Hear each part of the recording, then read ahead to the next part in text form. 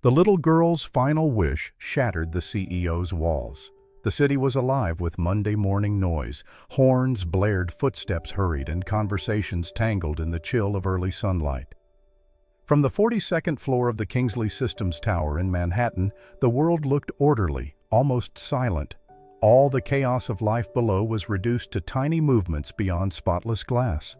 Nolan Carter stood at the edge of his office, one hand in his pocket, the other holding a black mug he never drank from. He was 31 years old, dressed in a tailored gray suit. His jet-black hair was neatly cut, and his eyes were as sharp as the skyline he stared at. There was a reason people said he ran his company the way a surgeon holds a scalpel, clean, precise, and without emotion. He was not heartless, he simply had no time for illusions. Years in business had taught him one truth: everyone wanted something. Behind every smile was an ulterior motive, and behind every handshake, a strategy. So he kept his world controlled. Walls of glass, yes, but the emotional kind were thicker and far more impenetrable. That morning his routine had been as predictable as always: market updates, 2 investor calls, and a quiet breakfast alone. Then his office phone lit up with a direct call from the lobby, something that almost never happened, and it instantly grabbed his attention. At that very moment downstairs, in the marble lobby, a small 5-year-old girl named Aubrey stepped through the revolving glass doors. Her dress was soft pink with a ribbon at the waist, and she wore white shoes, a little scuffed. She carried a wrinkled envelope held close to her chest with both hands. Her dark brown hair, curled slightly at the ends, bounced with each step. She paused in front of the gleaming front desk, wide eyes scanning the towering walls of glass and metal. The receptionist, Jenna, looked up from her monitor and blinked in confusion. "Hi there. Are you lost?" Jenna asked, gently leaning over the counter, her voice soft and inviting. Aubrey shook her head. "No, ma'am." Her voice was small but steady. She stepped forward, raised the letter, and said with quiet determination, "Please, ma'am, can you give this to the most important man in this building? Mommy says it's very important." Jenna hesitated, her eyes falling to the envelope. The paper was wrinkled, almost soft with wear, but the handwriting was elegant and purposeful. To Mr. Nolan Carter, urgent and personal. Her heart skipped a beat. "Do you know who Mr. Carter is?" Jenna asked carefully, trying to gauge the situation. Aubrey nodded. "He's the man Mommy told me to find." Jenna had handled countless unusual requests in her 7 years here. She had turned away media fortune seekers, even a senator's aide once. But this child, standing in her pink dress with those wide, serious eyes, was different. There was something in Aubrey's gaze that made Jenna's throat tighten. Not just innocence, but something deeper, an old sadness that did not belong on a child's face, a mix of fear and hope. It was the kind of look that made you forget policies and procedures. Jenna looked around, confirming there was no security alert, no adult in sight, and no hidden camera crew. Just one child, one letter, and something fragile in the air that felt like it might shatter if ignored. She picked up the phone. The internal line blinked green and she pressed it, connecting directly to Mr. Carter's office. There was a brief pause before she spoke. "Claire, it's Jenna at reception. I know this is against protocol, but there's a little girl here. She came alone. She has a letter for Mr. Carter and says her mom sent her." Another pause stretched on. Then a quiet voice on the other end asked, "Is it addressed?" Jenna looked again at the envelope. "Yes, very clearly. It says to Mr. Nolan Carter. Urgent and personal." Even through the phone, Jenna could feel the temperature shift in Claire's tone. "Wait there," Claire said, her voice now firm. "I'll tell him." Moments later, in his office high above, Nolan Carter turned from the glass. The world outside had not changed, but something small was moving toward him, and for reasons he could not name, he let it in. Claire stood just inside Nolan's office, her hands clasped in front of her eyes, steady. "There's a little girl in the lobby," she said quietly. Nolan did not look up from his screen, dismissing her. "Security will handle it. She's not causing trouble," Claire said, her voice more insistent. "She came alone. She asked to speak to the most important man in the building." Now Nolan finally glanced up. "She brought a letter," Claire continued. "It's addressed to you. Urgent and personal." His brows drew together in a frown. "I do not take walk-in letters. You know that." Claire hesitated, then stepped forward. "I do, sir. But if you saw her eyes, you'd understand. That letter may not be about business, but it's someone's whole world." Nolan's jaw tensed. A long silence followed, thick with unspoken thoughts. Then with a short sigh, he pushed back from his desk. "Fine. 5 minutes." Downstairs, Aubrey waited quietly on the edge of a marble bench near the elevators, her envelope still clutched tightly in her hands. When the elevator doors opened and Claire stepped out, the little girl looked up, a flicker of hope in her solemn eyes. "He'll see you now," Claire said softly, her expression gentle. Aubrey nodded, lips pressed into a thin line as she stood and walked beside the woman. The elevator ride was silent. Claire glanced at the girl a few times, but Aubrey kept her eyes forward, small hands resting on the envelope as if guarding something sacred. When they reached Nolan's office, Claire opened the door and motioned for Aubrey to enter alone. Nolan stood at his full height, tall and still behind his massive desk. The room was quiet, filled with morning light pouring in from the floor-to-ceiling windows. His face was unreadable, a mask of controlled composure. Aubrey stepped inside, each footstep small and careful on the polished floor. She stopped a few feet in front of his desk and looked up at the man everyone in the building whispered about. He studied her for a moment, the pink dress, the solemn brown eyes, the letter gripped so tightly her knuckles were white. She held it out, both hands trembling just a little. "This is for you," she said softly, "from my mommy." He took it, his fingers brushing hers. Aubrey's gaze dropped to the floor, her voice growing even quieter. "This is Mommy's final wish," she whispered. "If you read it, maybe something good will happen before she goes to heaven." Nolan blinked, his throat tightening without warning, but he said nothing. He looked down at the envelope in his hand. The paper was soft and wrinkled from her grip, the handwriting on the front. Something about it tugged at a corner of his memory. He sat down slowly and opened the letter. Inside were 2 pages. The first bore a few smudges of blue ink. The lines were written in delicate cursive strokes, unsteady but elegant. A few words had been crossed out and rewritten as if the writer had struggled to keep her hand steady.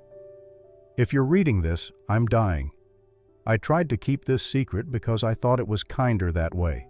But I realize now, truth matters more than comfort. I cannot leave this world without telling you the truth. Aubrey is your daughter." Nolan's hand froze mid-page. "She has your laugh. She loves sunflowers. And sometimes when she's sleeping, I see your exact expression on her face. I never stopped loving you, Nolan.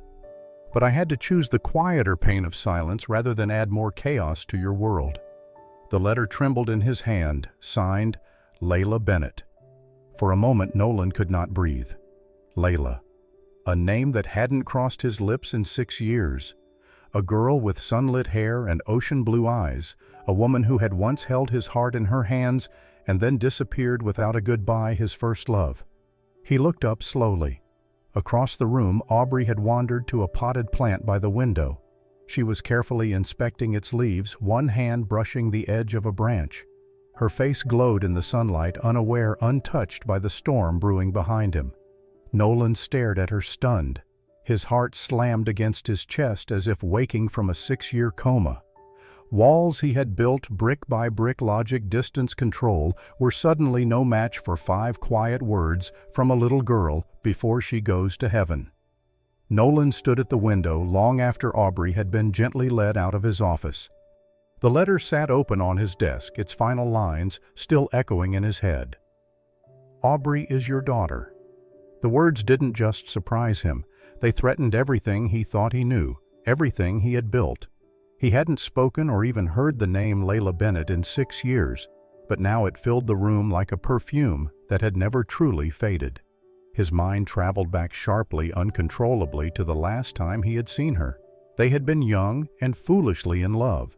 For 3 years she had been the only person who ever truly saw past the armor he wore. Leila, with her golden hair and eyes that laughed before her lips did.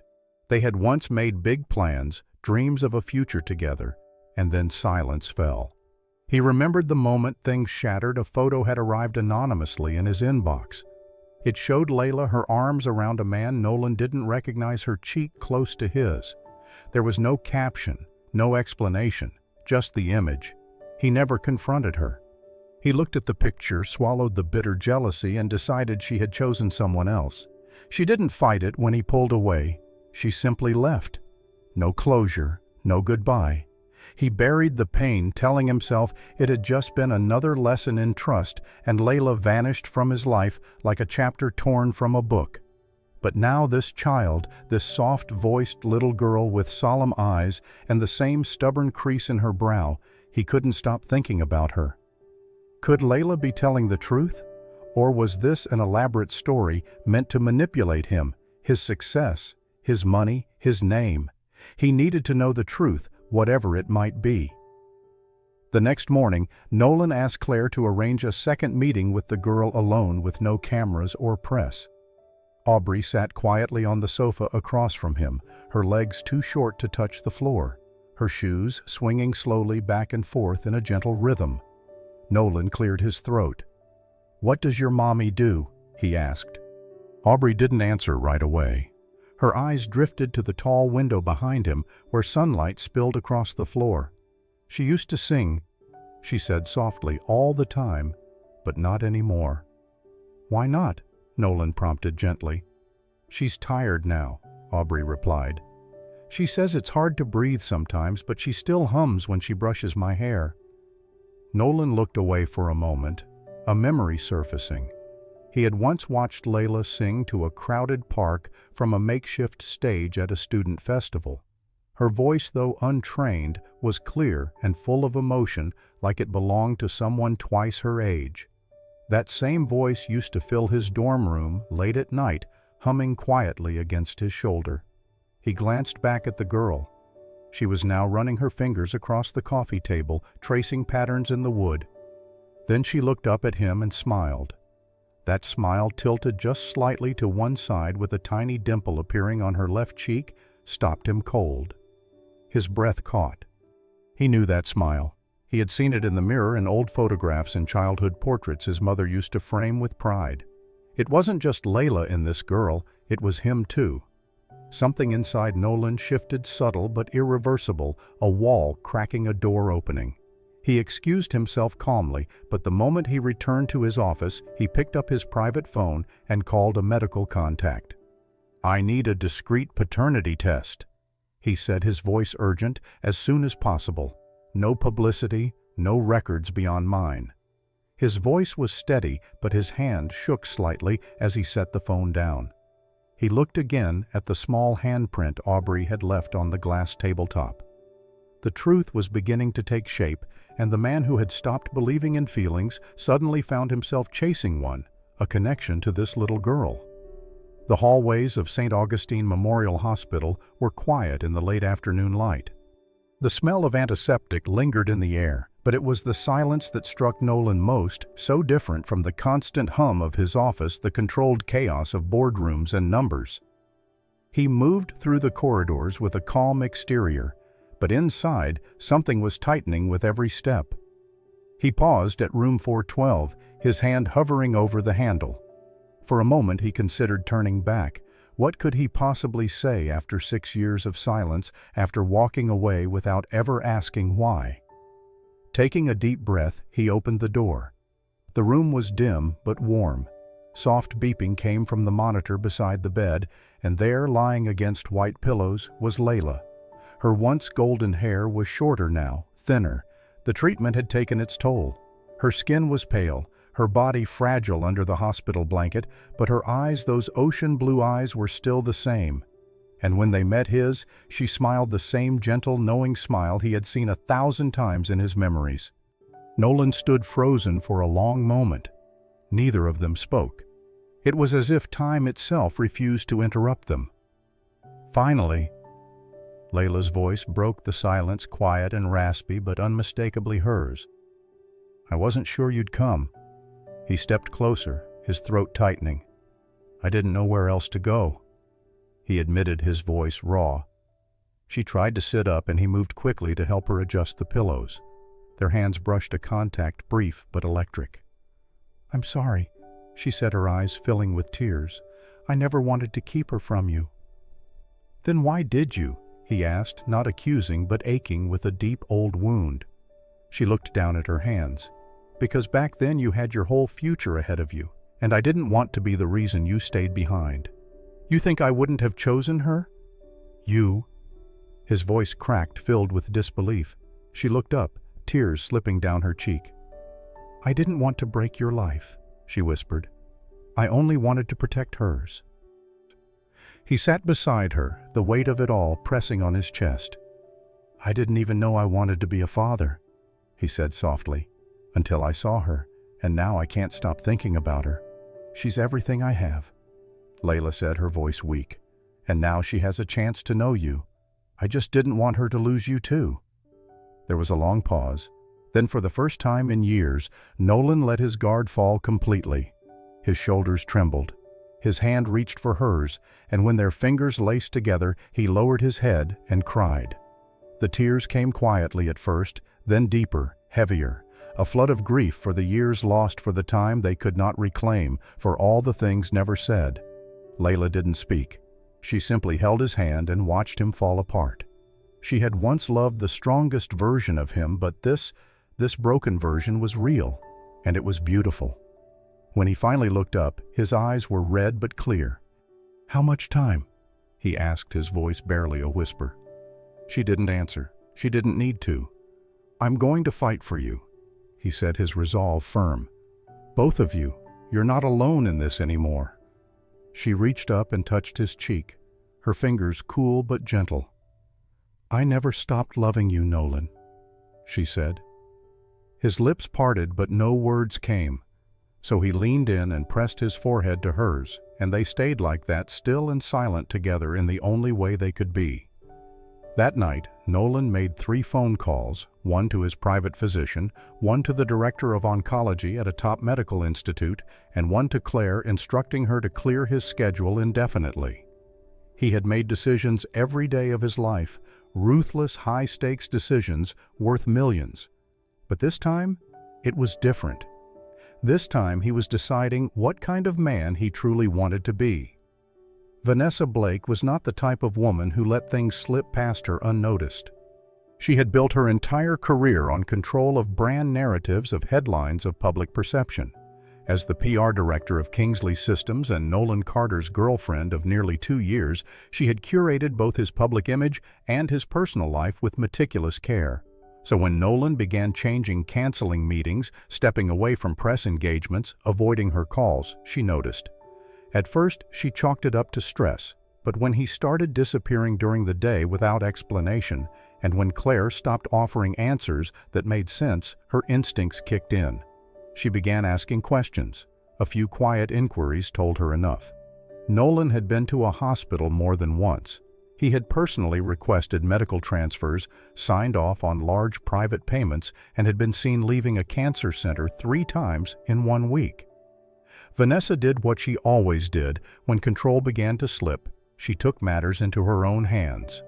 One call to a former contact in patient records, a forged signature, a fabricated report. Within 48 hours, she had what she wanted. Leila Bennett's name, a diagnosis, and enough room to spin a narrative. She leaked a story anonymously to 2 online gossip sites, rumors that a terminally ill ex-girlfriend of Nolan Carter had suddenly reappeared, claiming to have his child. The headlines were cruel, seeded with phrases like "gold digger," "emotional manipulation," and "a dying woman's last con." And then she waited. But Nolan didn't panic. He didn't call her for advice. He didn't even mention it. Instead, Vanessa walked into his office one evening to find him sitting quietly behind his desk, holding a printed photo in his hand. The photo, the one she had sent 6 years ago, the one that changed everything.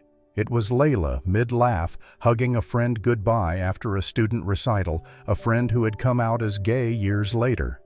A moment so innocent, so misinterpreted, and Vanessa had weaponized it. Nolan looked up at her eyes sharper than she had ever seen them. "Why did you do it?" he asked, his voice low. She blinked. "Do what?" He held up the photo. "You sent this. You knew what it would do to me." Vanessa scoffed lightly, but there was panic behind her eyes. "That was a long time ago." "Did you know I loved her?"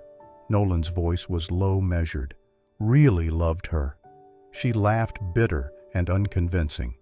"You think you did, but she would have ruined you. She didn't belong in your world. I was protecting you." "You weren't protecting me," he said, his voice hard. "You were protecting your position in my life." Her face hardened. "You would have thrown everything away for her." There it was, the truth. He stood. "And I still might." She stared at him, stunned. "You're done here, Vanessa. You're fired," he said, his voice flat.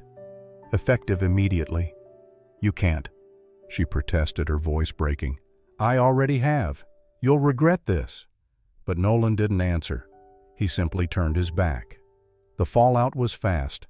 The leaked documents were traced to an IP address tied to Vanessa's apartment. An internal investigation confirmed everything. News outlets picked up the story, and for the first time, Nolan Carter became the center of a scandal. But this time, he didn't hide behind a team of lawyers or publicists. He held a brief press conference, speaking directly and calmly. He confirmed Leila's condition, acknowledged the child refused to comment further on personal matters, and made one thing clear: "I will not apologize for doing the right thing too late." Public sympathy shifted almost instantly. The man once labeled emotionless now stood as something else entirely: human, honest, redeemable. Behind the scenes, Nolan's carefully constructed world had cracked, but from the fragments, something stronger was starting to emerge. The transfer happened quietly, with no press releases or public statements. Nolan made the arrangements in a single night, contacting one of the most advanced oncology centers in the country. Leila was moved into a private suite, her new room brighter, quieter, with large windows that let the sun pour in each morning. He covered every expense personally: doctor's treatment, transportation, everything. There were no strings attached, no conditions. When Leila tried to speak up about it, Nolan only said, "I should have been there a long time ago. Let me do this now." Aubrey came to visit every afternoon after preschool, her small backpack always stuffed with crayons and construction paper. In the waiting lounge just outside Leila's room, she would sit cross-legged on the floor, her tongue poking out slightly as she colored her latest masterpiece. One day a nurse bent down beside her and asked what she was drawing. "That's Mommy in the hospital bed," Aubrey explained, pointing to a stick figure with yellow hair and a big red heart over her chest. "And that's me with her." The nurse smiled. "And who's this?" Aubrey beamed. She had drawn a tall man in a gray suit with a blue cape. "That's Daddy," she said proudly. "He's taking care of Mommy now. He's like a superhero, but in a suit." The nurse blinked quickly and smiled again, though her throat felt tight with emotion. Back in his office, far from cameras and shareholders, Nolan was doing something else entirely, something no one had asked of him. Through a private legal team and a philanthropic advisor, he established a quiet initiative, the Final Wish Foundation. No press, no branding, just quiet, powerful action. The foundation's sole mission was to grant final wishes for terminally ill single mothers. Letters delivered last vacations, taken reunions, arranged secrets, forgiven dignity, peace closure. It was named after a child's words. A single letter had changed his life. He wanted to give that gift to others. Then one gray morning, the test results arrived. The envelope was thin, clinical. It sat on his desk for nearly half an hour before he opened it. His thumb hesitated at the seal. He didn't know what he was more afraid of: that the results would say Aubrey wasn't his, or that they would confirm she was. The paper inside said only what science could say. Probability of paternity, 99.99%. She was his. There was no doubt now, no question left unanswered. He drove to the hospital immediately. Aubrey was in the family lounge again, lying on her stomach, coloring a new picture. Leila was asleep upstairs. Nolan knelt down beside her without saying a word. She looked up at him, curious. "Are you okay?" Instead of answering, he held up the test results with one hand and opened his other arm. Aubrey hesitated for a second. Then she stood, walked into his embrace, and wrapped her arms tightly around his neck. He closed his eyes. The paper slipped from his fingers and drifted to the floor, unreadable, now irrelevant. He held her for a long time. Outside, the morning clouds parted. Sunlight streamed through the tall window, falling gently on Aubrey's brown hair, catching golden flecks that weren't visible before. It shone like a halo around her. In that moment, Nolan didn't feel like a CEO or a billionaire or a man trying to correct the past. He felt like a father, and for the first time in years, he didn't want to be anywhere else. The first signs of hope came quietly. Leila's color began to return, and her energy crept back in small waves, an appetite, a laugh, the strength to sit up on her own. The new treatment wasn't a miracle, but it was working. The doctors were cautiously optimistic, and for the first time in years, so was she. They moved her into temporary housing close to the hospital, and Nolan insisted on staying nearby. It started with visits, then late dinners. Eventually, he just stopped leaving, and their mornings settled into a comfortable rhythm. Nolan stood at the stove in the small but sunlit kitchen, pouring coffee into 2 mugs. He wore an old college t-shirt and pajama pants, a sight no one in his corporate world would believe. Behind him, Leila sat at the breakfast bar wrapped in a robe, her hair beginning to grow back in soft golden wisps. At the kitchen table, Aubrey hunched over a coloring book, her tongue peeking out in concentration. "Mommy," she said without looking up, "can we keep Daddy?" Leila laughed a real, uninhibited laugh, and Nolan nearly dropped the coffee pot.